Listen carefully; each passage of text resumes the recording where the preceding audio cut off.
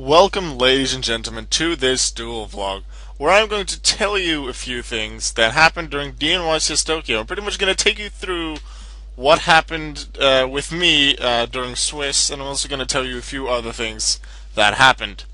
Now, I'm pretty sure I've already told you that I lost 3 times, therefore was unable to top cut, because there were 64 people joining, 8 people top cut, so like the people who won 6 and 5 times would top cut, and then maybe 1 or 2 with 4 wins. So with 3 losses, I already could win max 3 times. Wasn't going to work out for me, unfortunately. I used my Yosenju deck. I was thinking Monarch was easily the best deck out there. It was definitely one of the top decks. But I was really focusing on Monarch, not so much on Cosmo or Performance Pal Draco Slayer. I hadn't really thought about that one that much. I'll actually just take my deck on the screen. Oh, you can't really see it. You can't really see the top here.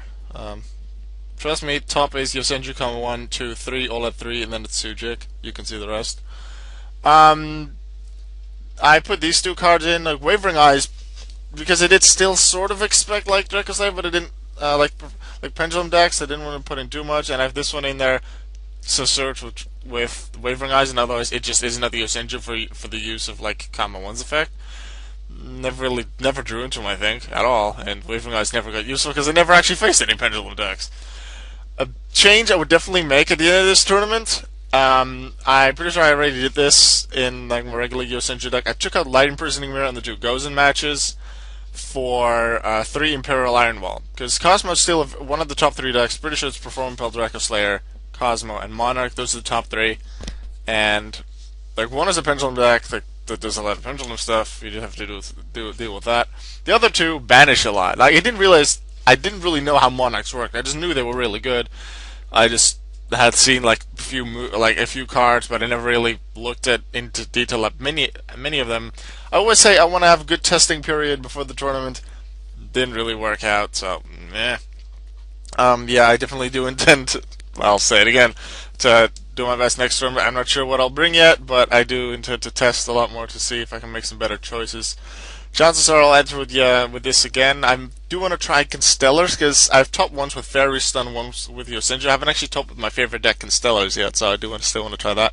But for this deck, I would add in 3 Imperial Iron Wall in the side deck, maybe even main deck instead of these 2 cards, because Cosmo really rely on it, and Monarchs actually rely on it quite a bit as well. So, Imperial Iron Wall is definitely a card I would consider. Now, back to this. First round.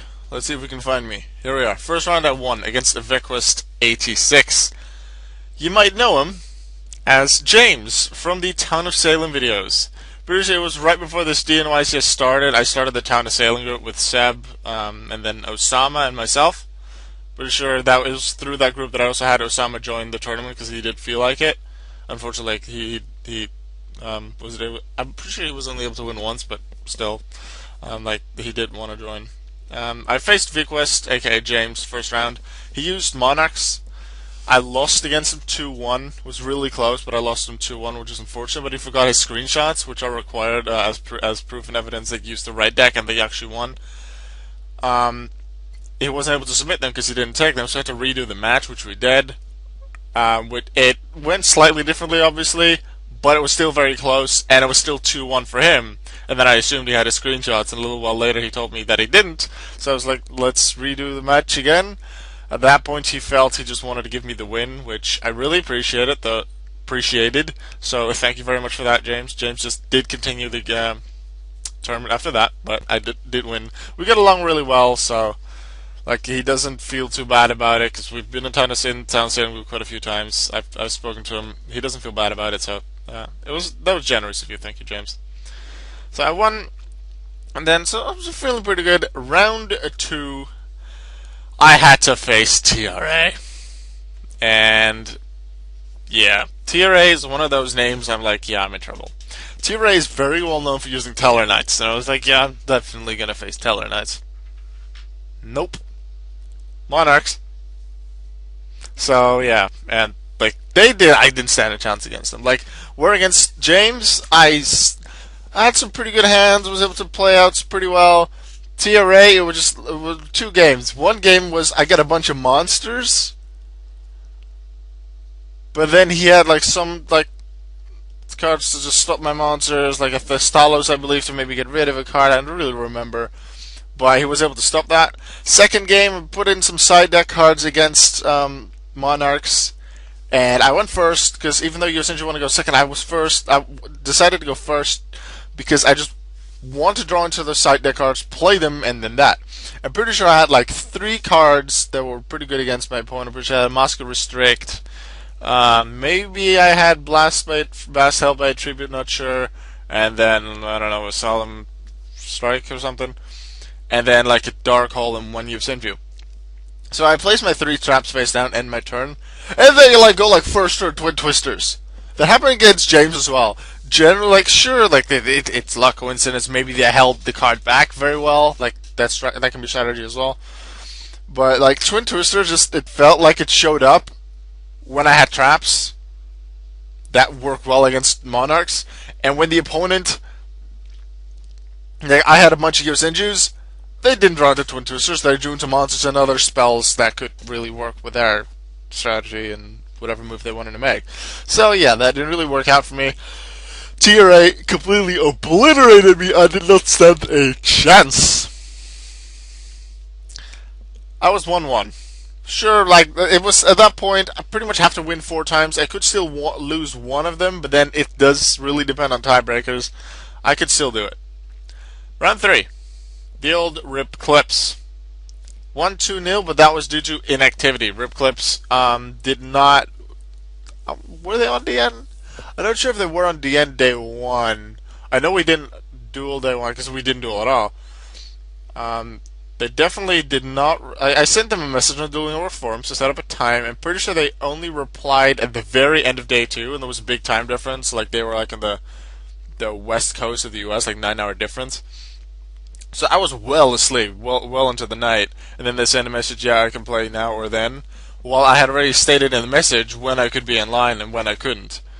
And they just went like, I'll be online then. And then the next morning when I woke up, I saw that message. I was like, no, I can't do that. I already said that. And he also didn't give a time for like, I'm available then and then and then as well in case this doesn't work. He just gave that time and that was it. And then by the time day 3 came to an end, for me anyway, like I went to bed, they still hadn't replied or even read that reply from me. So then I just added in the tournament hosts, and they took a look at it, and then like I realized this the next morning because the round ends like when I'm asleep.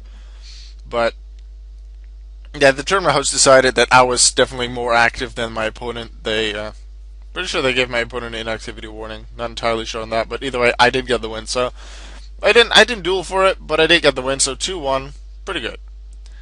Round 4. Yeah. And then I win again, and then I face Red Gamer 7.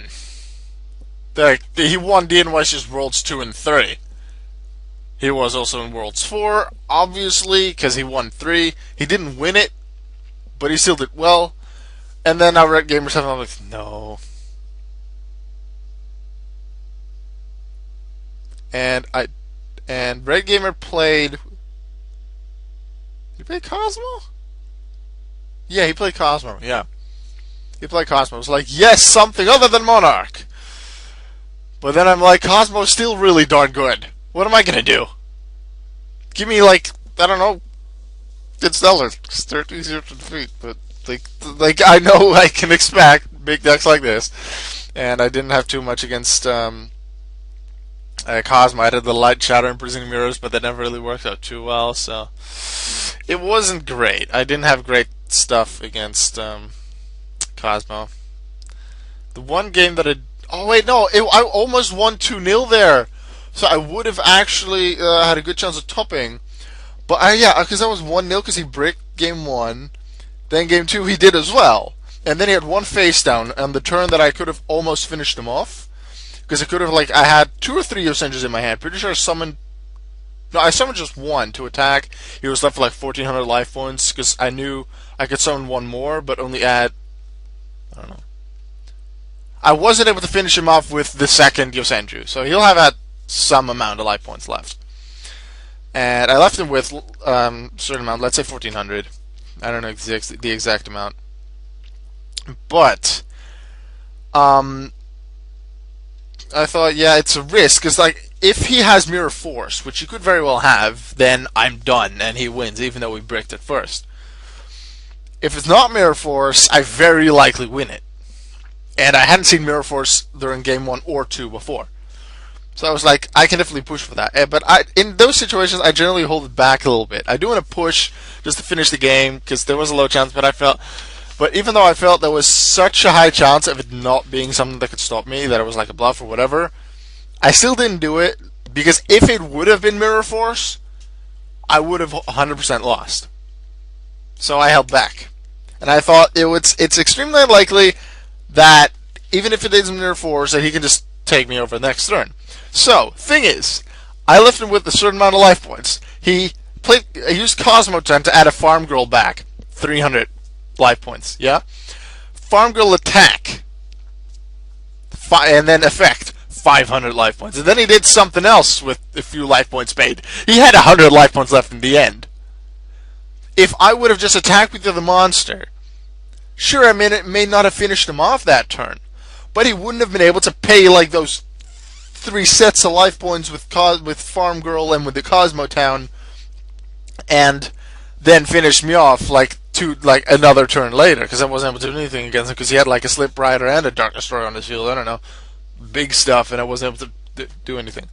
I'm not actually sure whether this phase that actually was Mirror Force or not. Anyway, I lost it, and I really felt bad about it. And I was really afraid that he wouldn't break the game 3, and he didn't. He had good cards, and he made pretty quick work of me. So I was really pissed about that, but that does happen. It wasn't necessarily a misplay. I was taking it cautiously, which generally is a good thing, because like they also had I felt there was a really low chance they could do something. I possibly forgot about Cosmo Time being able to add something back. I don't remember. Then I definitely didn't make the connection of them getting Farm Girl and then paying the life points to then banish it to something else and to do with something. I'm like, so I definitely missed that part. I should have attacked, but then again, in hindsight, talking is easier. If it would have been Mirror Force, then I would have attacked. It would have, I shouldn't have done that, but then I may not have known that he had those big combos already. Then again, he did have life points for it. Would he have had Mirror Force? Anyway, I lost it, and I was really pissed about it. But I was 2-2. I still had some chance of topping, and my tiebreakers were looking really good, because TRA up to that point had won 3 times at the end of round 4, so Red Game were doing quite well. He was 3-1, TRA was 3-1. Clip was kicked for inactivity at that point, and Viquist won once or twice, not sure. But I had pretty darn good tiebreaker, so I was feeling good. If I won 2 more times, I could probably do it, and I knew TRA and Red Game would get far. Round 5. Unfortunately, Ragnarok. What did they play? Did they play Monarchs too? I definitely played Monarchs at least 3 times. Did they play Monarchs? I'm not actually entirely certain. I'll have to check what they played. But they beat me, and I wasn't happy about that, obviously. So, because this pretty much meant I couldn't top, which I was trying to do. Because I kind of like winning tournaments and doing good and doing well and reaching worlds and stuff. I do have my 1 participation point, but I still have to win 10 more to get there, but didn't work out. I lost, unfortunately. Then Serbia Dicky. I won that one. But no, officially I was Ragnarok that at Monarch. Serbia Dicky, what did they have? I wanted to know. I don't know, what do they have? I played that match 2 days ago.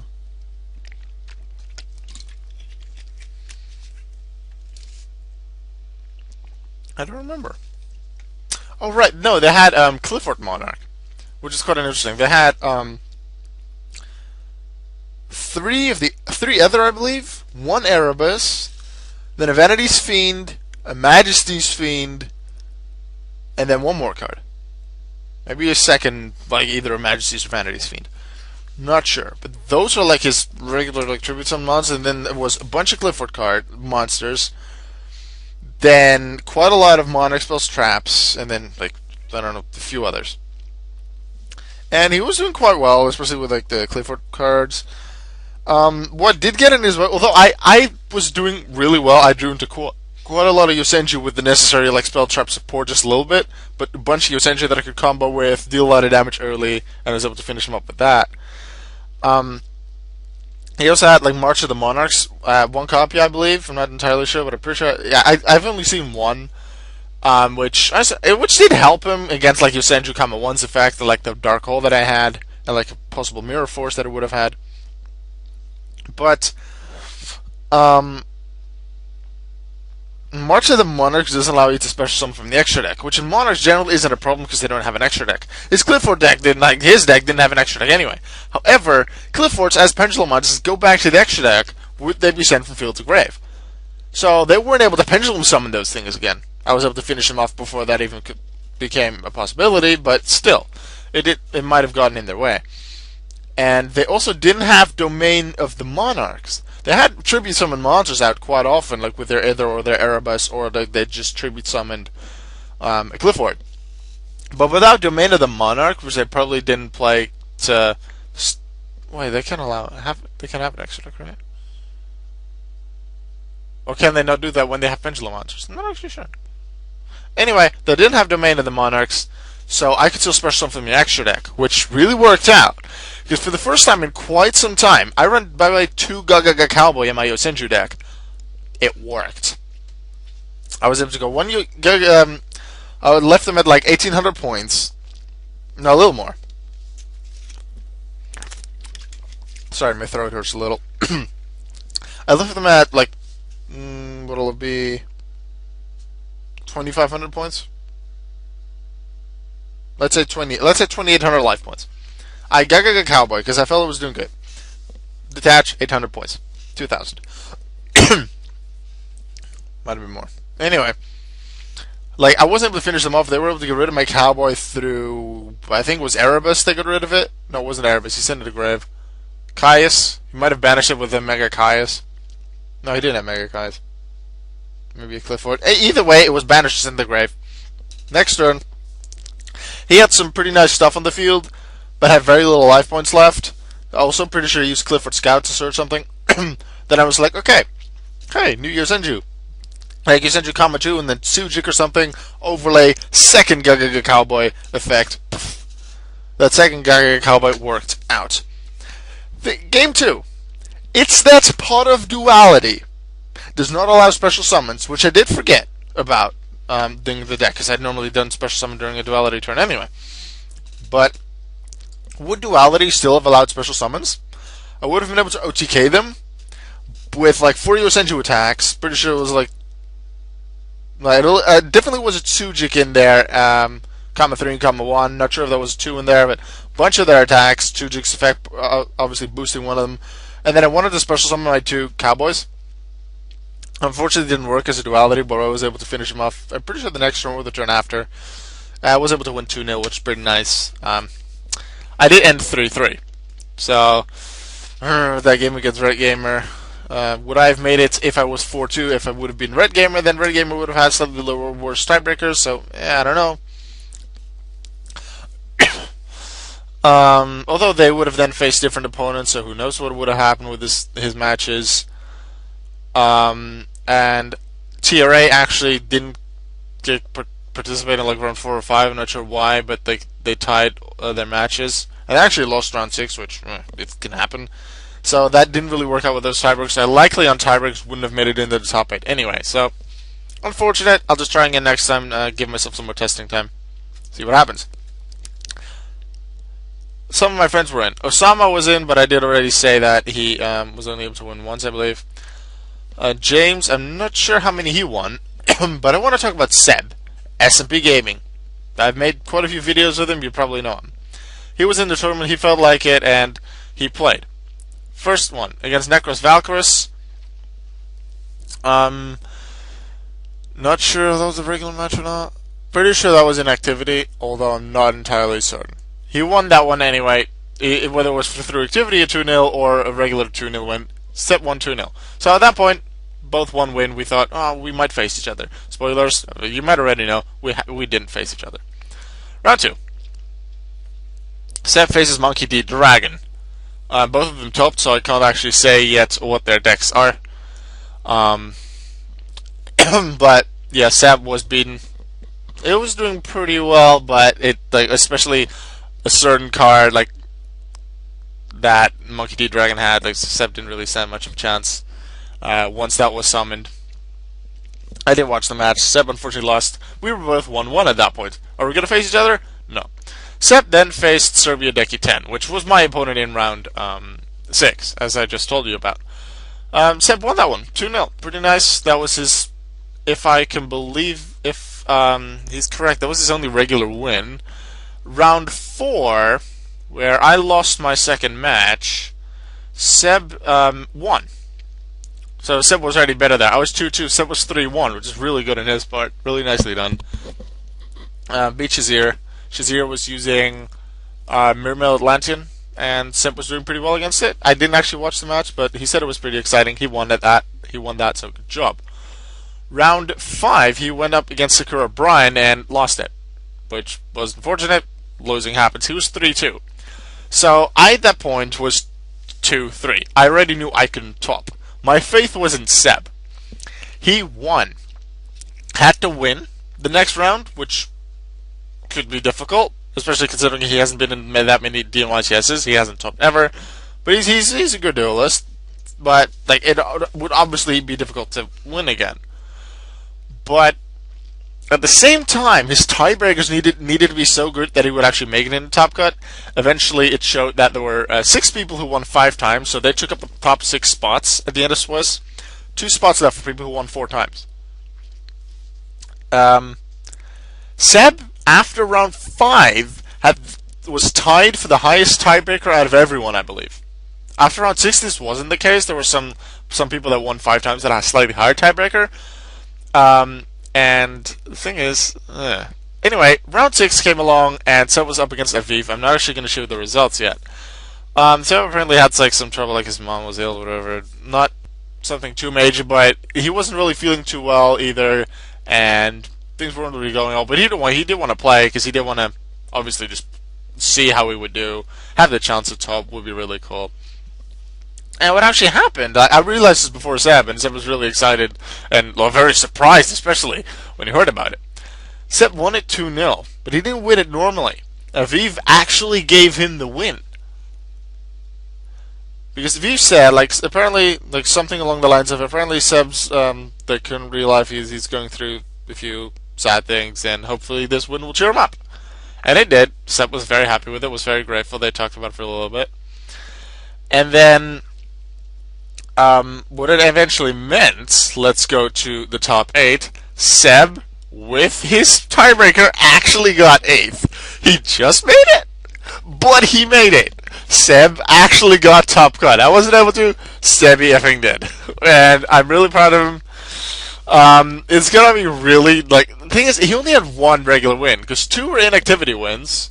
1 was given to him by Aviv, and then the 1 regular win was round 3, I think it was, or 4 against Shazir, Murmur Lanchian. That was the only regular win he had. But maybe a little luck on his side. It worked out for him. He was 4-2. He's top cut. It's going to be really difficult because he's going to have to face the number 1 of Swiss, Great on FR here. Well, it shouldn't be Great on, though. Shouldn't it be Monkey because the Duel system goes first? No, apparently this was decided. Seb is against Great on. They decided that this was the way to go for the tiebreakers. Anyway, the order that you see here is the exact order that they're going to play, and so Seb's going to play Great on, obviously 1 against 8, 2, 7, 3, 6, 4, 5. Seb's up against Great on. It's going to be really difficult. I don't know what Great on's playing. He doesn't either. But I'm definitely going to root for him. Hope he wins. Because not only does that just be really awesome if he wins another match and gets even further close to DNYCS win, which I still haven't gotten. Um, it would be really cool. The fact that he topped is very, very nice. However, thing is, for top 8, which Seb has now reached, you get 7 points towards DNYC's Worlds qualification. If you do not top, but you do finish Swiss, like I did here, you get 1 point. You need a total of 11 points to get to qualify for DNYC's Worlds. There's 4 DNYCs planned before Worlds.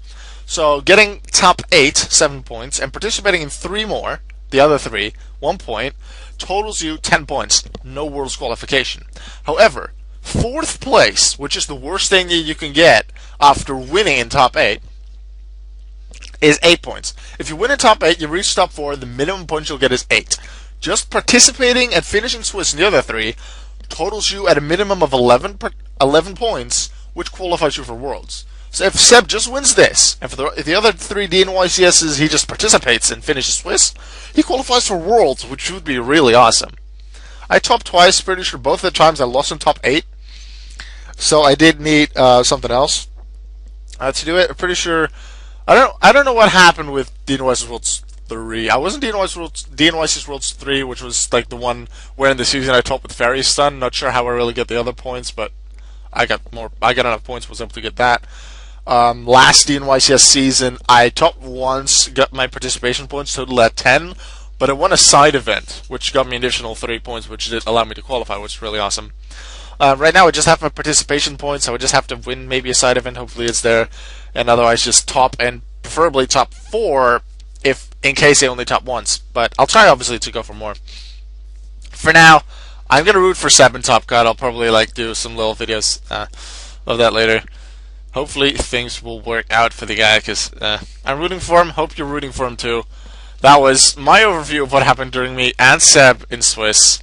I will see you tomorrow.